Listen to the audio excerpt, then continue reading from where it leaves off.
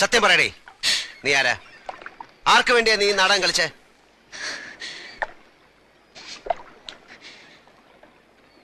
ഞാൻ അലീന അയ്യപ്പ്, സിംഗപ്പൂർ നഗരത്തിലെ call ഗേളുകളിൽ ഒരുവൾ. Business മാഗ്നറ്റുകളുടെ കിടക്ക പങ്കിട്ട് കോടികളുടെ രഹസ്യം എതിരാളികൾക്ക് ചോർത്തി കൊടുക്കുന്ന സ്പൈകൾ. ഒറ്റ കൊടുക്കുന്നവരോട് അടുക്കാറില്ല. മനസ്സുകൊണ്ട് ഇവിടെ എന്നോ എപ്പോഴും അടുത്തുപോയി.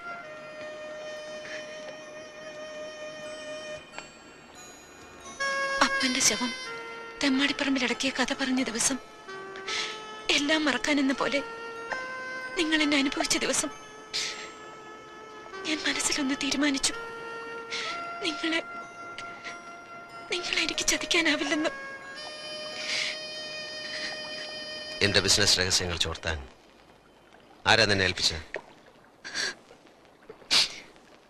മുഹമ്മദ് അലിയും അയാളുടെ ബോസ് ചൈനക്കാരനും ചേർന്ന് എനിക്ക് $50,000 ഓഫർ ചെയ്തു. സീസൈറ്റിലെ 5 സ്റ്റാർ ഹോട്ടലിന് നിങ്ങൾ കൊടുക്കുന്ന ടെൻഡർ എമൗണ്ട് ചോർത്തി കൊടുക്കുന്നതിന് പ്രതിഫലമായി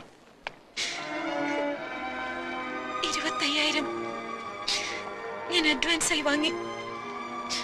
നിങ്ങൾ കൊടുക്കാൻ പോകുന്ന ടെൻഡർ എമൗണ്ട് എത്രയാണെന്നും ഞാൻ അറിഞ്ഞു. പക്ഷെ നിങ്ങളെ എനിക്ക് ഒറ്റ കൊടുക്കാൻ കഴിഞ്ഞില്ല. ഒറ്റ കൊടുക്കാമെന്ന് നീ എന്തിനെ വെറുതെ മോഹിപ്പിച്ചു? വെളുപ്പാങ്കാലത്ത് കണക്ക് പറഞ്ഞ് കാശ് വാങ്ങിക്കുന്ന ആർത്തി പിടിച്ച വേശ്യായിരുന്നു. നിനക്കെന്നെ ചതിക്കാമായിരുന്നില്ലേ?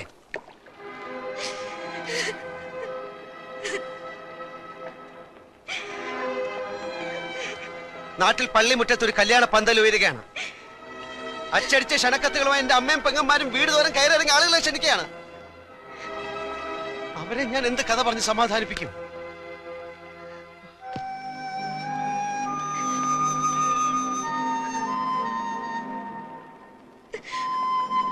സോറി. നിങ്ങൾ കല്യാണം തീരുമാനിച്ച രാത്രി ഞാൻ എല്ലാ സത്യവും പറയാമെന്ന് വിചാരിച്ചതാണ്. പക്ഷേ അന്ന് ഞാനും വ്യാമോഹത്തിന്റെ ഒരു സുന്ദര സ്വപ്നം കണ്ടുപോയി. പൂത്തലപ്പാവും കല്യാണ ബൊക്കയും പിടിച്ച് പാലമറ്റത്തെ പടികയറി വരുന്ന ഒരു പെണ്ണിന്റെ രൂപം. വെറുതെയാണെന്ന് അറിഞ്ഞുകൊണ്ട് തന്നെ ഒരു കോൾഗേളിന്റെ പകൽ സ്വപ്നം. നിനക്കൊരു സ്വപ്നം പോലെ മറക്കാം. സക്സസ് ആകാതെ പോയൊരു അറ്റംപ്റ്റ്. നിന്റെ കുമ്പസാരോ ഏറ്റുപറച്ചിലൊക്കെ കഴിഞ്ഞില്ലേ? നീ എന്റെ കുടുംബജീവിതം തകർത്തില്ലേ? ഇനി നിനക്ക് എന്ത് വേണം? കടന്നു പോ എന്റെ മുമ്പിൽ നിന്ന്.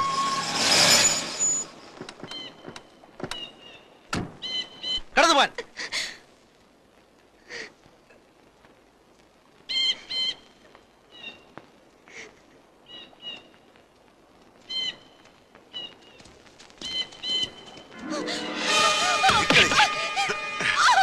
എവിടെയാണ് ഈ ടെൻഡർ എമൗണ്ട്? അവന്റെ കൂടെ കിടന്ന് സൂഹിക്കാനല്ല ഞങ്ങൾ നിനക്ക് പണം തന്ന അവന്റെ അടുത്തേക്ക് അയച്ചത്.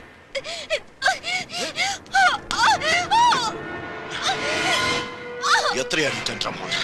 പറയാൻ നീ പറയില്ലല്ലേ?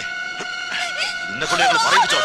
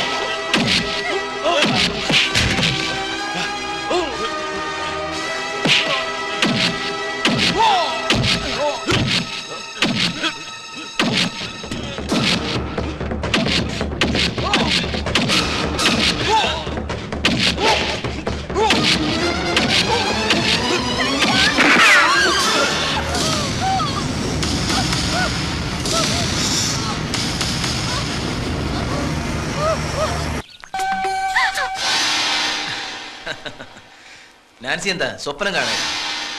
പഴയ കാമുകം വന്നതറിഞ്ഞ് പിന്നെ സ്വപ്നം കാണലും ഒരു ഉച്ച മയക്കമൊക്കെ അങ്ങനെ പോവാതെ അവനെ മാത്രം ഓർത്താ പോരല്ലോ.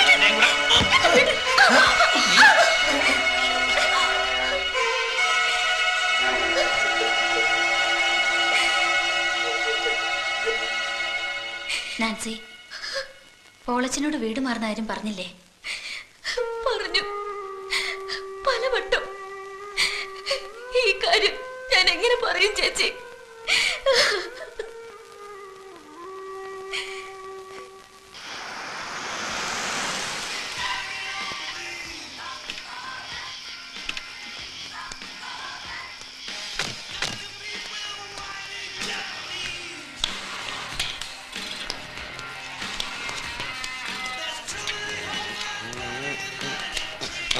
ഞാനൊന്ന് കളിക്കട്ടെ.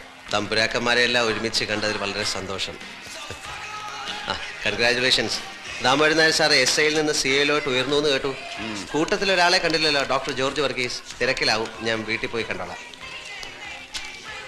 പിന്നെ നാളെ എൻ്റെ കല്യാണമാണ്. എല്ലാവരും വന്ന് കണ്ടുകൂടി എന്നെ ആശീർവദിക്കണം. അത് പറയാനാ വന്നത്. താനെന്താ മനുഷ്യനെ ഒരുമാതിരി കളിയാക്കി സംസാരിക്കുന്നത്? മുതലാളി ഇരിക്കുന്നിടത്ത് അങ്ങേര് സംസാരിച്ച് തുടങ്ങുന്നതിന് മുമ്പ് ആശ്രിതൻ സംസാരിക്കാൻ പാടില്ല. അങ്ങേർക്ക് പറയാനുള്ളത് പറയട്ടെ, എന്നിട്ട് സാറിന്റെ സർവീസിലിരിക്കുന്ന പോലീസുകാരെ തല്ലുന്നത് ശരിയല്ല.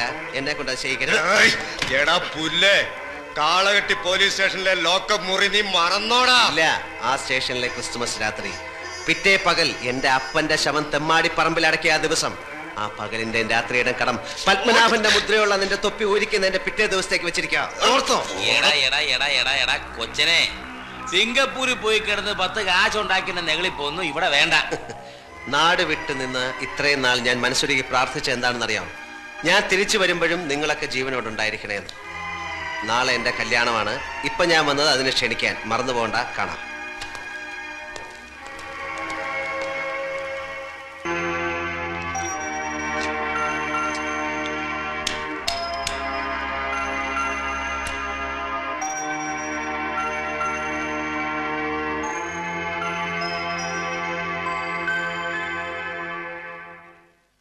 എന്നാ മുറിക്കാത്ത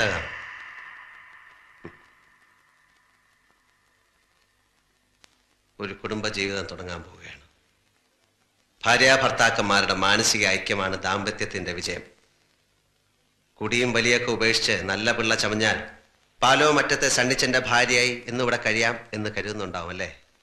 6 മാസത്തെ കരാറിൽ വാടകയ്ക്കെടുത്തൊരു പെണ്ണാണ് നീ എന്ന കാര്യം ഇടയ്ക്ക് ഓർമ്മിക്കുന്നത് നല്ലത്. മറന്നിട്ടില്ല. എനിക്കിപ്പോ നിങ്ങളോട് തോന്നുന്ന വികാരം എന്താണെന്നറിയാമോ? ഒരു 3rd റേറ്റ് കൂട്ടിക്കൊടുപ്പുകാരനോട് തോന്നുന്ന അറപ്പ്. സ്വന്തം അമ്മയും പെങ്ങന്മാരെയും വഞ്ചിച്ചിട്ട് നിങ്ങൾ ഈ കളിക്കുന്ന നാടകത്തിൽ ആരാണ് ജയിക്കുന്നത്? നിങ്ങളോ? ഞാനും നിങ്ങളും തമ്മിൽ 10 ലക്ഷം രൂപയുടെ കമ്മിറ്റ്മെന്റ് മാത്രമേ ഉള്ളൂ. ആ 10 ലക്ഷം രൂപ ഇന്ന് എന്റെ കയ്യിലുണ്ടായിരുന്നെങ്കിൽ അത് നിങ്ങളുടെ മുഖത്തെറിഞ്ഞിട്ട് ഞാൻ ഈ രാത്രി ഇറങ്ങി പോകുമായിരുന്നു. പാലോമറ്റത്ത് സണ്ണിച്ച ഇതൊന്നുമല്ല ഹീറോയിസം. 5 ലക്ഷം രൂപ പ്രതിഫലം വാങ്ങിച്ച് യാതൊരു മുൻ പരിചയമില്ലാത്ത എന്നെ കുത്തുപാളയെടുപ്പിക്കാൻ വേഷം കെട്ടി പുറപ്പെട്ടപ്പോ എവിടെയായിരുന്നു ഇതിന്റെ ആദർശവും ഫിലോസഫിയും?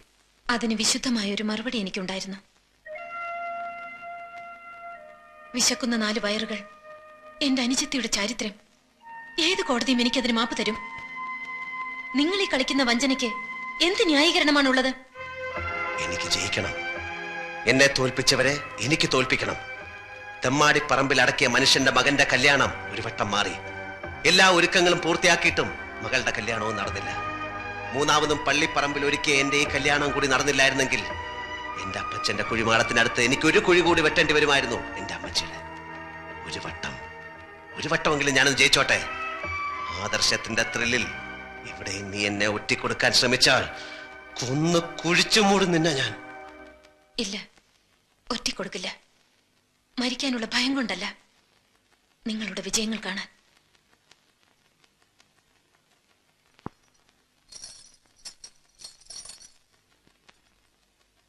തലമുറകൾ കൈമാറാൻ നിങ്ങളുടെ ചാച്ചൻ തന്ന ഈ പവിത്രമാല ഇതെന്റെ കഴുത്തിൽ കിടന്ന് കളങ്കപ്പെടണ്ട. മോളിക്കുട്ടി സിസ്റ്റർ ചോദിച്ചാൽ പെട്ടിയിൽ വെച്ചിട്ടുണ്ടെന്ന് പറഞ്ഞേക്കാം.